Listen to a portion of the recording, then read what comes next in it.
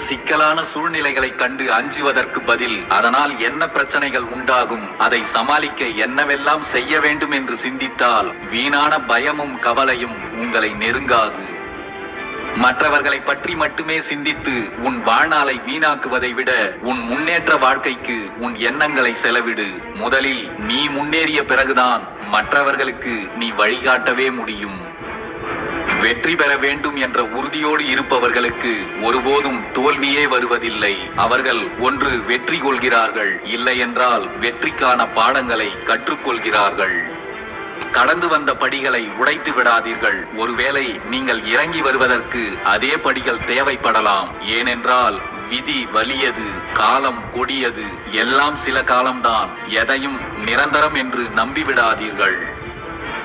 எப்போதும் எந்த சூழலிலும் உண்மையாக இருக்க பழகிக் கொள்ளுங்கள். உண்மையாக இருக்க பழகிக்கொண்ட யார் ஒருவருக்கும் மற்றவர்களுடைய உபதேசமும் யோசனைகளும் தேவைப்படுவதே இல்லை. மூடிய கதவின் முன்னால் நின்று கொண்டு என்னால் எதையும் திறக்க முடியவில்லையே என்று புலம்பிக் கொண்டிருக்காதே. ஒரு கதவு மூடப்படும் போது இன்னொரு கதவு திறக்கப்படும் என்பதையும் மறந்து விடாதே.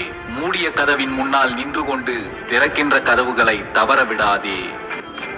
வெற்றி என்பது தடைகள் பல வந்தாலும் நம்பிக்கையை கைவிடாமல் விடாமுயற்சியுடன் போராடினால் மட்டும்தான் கிடைக்கும். எவ்வளவு பெரிய துன்பங்கள் உங்களை சூழ்ந்து கொண்டாலும் மேகம் கலைந்த வானமாய் எப்போதும் தெளிவாக இருங்கள்.